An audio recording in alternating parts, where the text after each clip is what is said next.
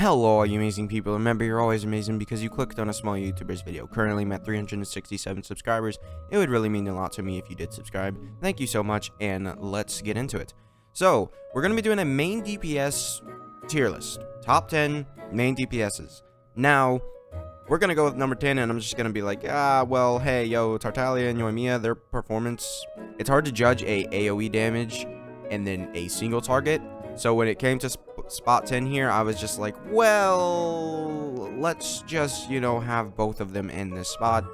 Yeah, I love Yoimiya. My Yoimiya is triple crown, but I'm going to admit it, like, she's not the best DPS. This tier list is purely based on how they do in a main DPS comp, and I feel like both of these, their performance, while they're just better in different situations, and it's hard to judge them. Like, if you're fighting a singular boss, Yoimiya is going to be better. If you're fighting a whole bunch of small enemies, Tartaglia is going to be insanely better, which, I mean, you could honestly... I am leaning more towards Tartaglia being in the spot compared to Yoimiya, but at the same time, then Tartaglia would have to go up to number 9.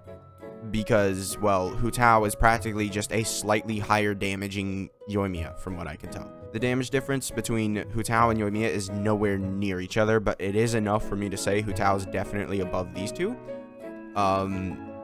I mean, Hu Tao's doing 80k, like every single time she hits. Yoimiya, she can do that. She can use C6 Official, so also do a lot of more damage. It's hard for me to see a damage difference, but I can definitely tell that Hu Tao does more damage. So, Hu Tao's definitely going in 9. Unless I'm forgetting someone, I believe that I put Ganyu in number 8, purely because she has AoE. Ganyu, with a melt, she's doing like 70k, which is not... like 70k melt Ganyu, that's not near Hu Tao. So honestly, if you're judging her based on that, you're definitely gonna put her in 9 below Hu Tao, and honestly you could put her in number 10 because Ganyu definitely has sort of fallen off, but she does have the burst where she's able to rain down icicles. It's hard for me to say, hey, it applies cryo, because that kind of is a support ability, but it is a part of her. You would use this as if you were using her as a main DPS.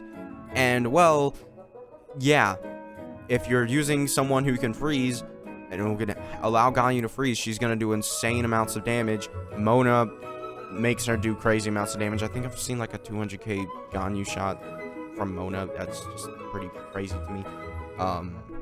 So unless I'm forgetting about someone, Ganyu goes there. Okay, and next we have Ayato. The reason why he's going up here is because it's basically the same situation as Ganyu. He does a lot more he does a lot more attacks. His attacks can hit multiple opponents. It's just, he's a better version of Tartaglia. That's literally it. He drops his little droplets, and then you can do damage to multiple opponents. He's really good.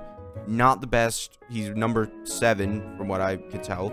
And it's mainly because of his AoE, with these two being single target DPSs, it really hurts them. Also, I should mention that this tier list isn't exactly made on Spiral Abyss. I mean, if it was, then, Yoimiya would be, like, number 2. She wouldn't be number 2, but, like, she'd be higher, like, up to 3 or something. Like, definitely would be a lot better. Yoimiya would definitely be higher, not 10.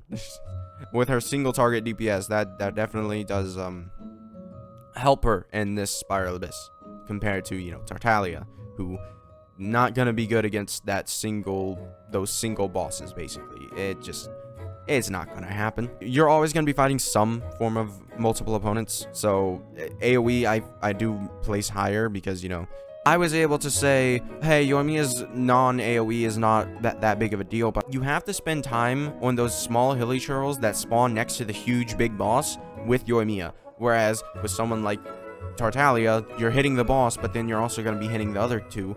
Basically, those two hilly churls that are getting hit are dead from Tartaglia. So it's always like a situation of Tartaglia is going to be useful with his AoE, so it's just hard to compare these guys with, if we had some permanence in this game where the enemies didn't randomly change like every 2 weeks, it would be a lot easier for me to make a decision. Now, I'm gonna put Xiao in number 6. Yeah, only because of his AoE. putting a high priority into AoE, I mean, Xiao could be number 10 here. Just because if we're not talking about AoE and we're talking about a single boss, Xiao's doing like the least DPS here. But if we're talking with AoE, it's just Xiao, he's stomping, I guess you could say. He is literally just coming in, plunging on you, doing 50, 60k damage every single plunge, and it's just, he's demolishing you. Xiao, with his AoE, is pretty good. It's just, without, if you weren't judging this on AoE, you're looking at Xiao being, like, awful. Like, his damage is not that good, but his AoE is amazing. Now, I want to... Alright, these two, we're just going to put these up here. They're quite literally the same character, but I'm going to give the edge to Yaemiko because she actually does elemental damage. When facing shields, that is a lot better of an ability. Yaemiko, I've seen her do just insane amounts of damage. I think it was like 200k per burst shot. So, well, you could say that Yaemiko using her as a sub DPS is practically just... I would say that if you're using Yaemiko in a team where she's getting insanely buffed, she's got Kazuha, Bennett, Kujo Sara, she's doing insane amounts of damage on her burst. Eula can do like millions, but that's with her R5 weapon, which just matters way more. Eula, she's doing a lot more damage, but with the new shields in the game, as enemies, it's just Yaemiko. I find she's going to be way more useful for the future and basically all of it. And also not forgetting that that's a huge AoE that Yaemiko's doing compared to Eula. From what I remember on Yaemiko's burst. It has been a while since I've seen it, but when I saw Yaemiko when she first released, just absolutely killing the competition. No question, just everything was dead. Now, to pair with Yaemiko, we also have Raiden. Hypercarry Raiden being insanely strong. Just, I use her in national comp. I found that Raiden, I'm just like, every single time I use my Raiden, I regret that I didn't summon on her 5-star weapon, because I feel like if I did, honestly, if I did, look, these last three are very interchangeable. Like, these last three, Raiden could be number 1, number 2, number 3. Like, I feel like that's completely reasonable, because these last two just, yeah, they're, I'm gonna say, like, I mean, especially Ito and Ayaka, like, these two just, Ayaka's throwing out her burst doing 500,000 damage without any concern. Ito, he needs 3 Geos. He doesn't need it, but like for Goro's full buff, he needs 3 Geos, Bennett, and that's basically what I use him in, and he's doing massive amounts of damage. He has built-in crit rate, which I think is the best stat to have built in with your Ascension. He's interactable with every single shield that's come out, which not that good because he can't do Geo damage as much as Ayaka can do cryo damage. But I just find these last three are actually just kings and queens of the game. It's just, I find Eula, she can do the big damage, right? She can one-shot everything, right? Once you get to number 5, everything past number 5 is just broken and needs to be like, there needs to be some balance in this game, because number 5 and up is just what happened. These characters have some balance. Number 10 through 6, some balance are in these characters. And then as soon as we get to number 5, it just, what? Like, I don't know. Also, I do kind of wish that I had spent more time at my C0 Ito, because I don't know how much energy we charge and how realistic it is for him to have his burst up all the time. So I could definitely be overrating Ito easily and being like, oh yeah, well, he should be 3, not whatever, and have him be like this. have the tier list be like this. But I feel like Ito should definitely be number 1. He's doing like 700k or something with his own burst. But the thing is, with Ayaka, I said this was a main DPS tier list. But Ayaka, you can just throw her burst down and just leave the field.